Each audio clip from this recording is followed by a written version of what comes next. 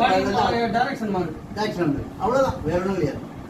சரி மாத்திட்டு வந்துருச்சு. இதை எழுத்து அப்ப இது ஒரு 3, இது ஒரு 18, 3 21 எழுத்துக்களை மட்டுமே கொண்டு நாம் தமிழை முழுமையாக எழுதவும் படிக்கவும் முடியும் அப்படிங்கிறது தான் நம்மளுடைய ஒரு இதை பத்தி உங்களுடைய கருத்தை சொல்லுங்க ஐயா.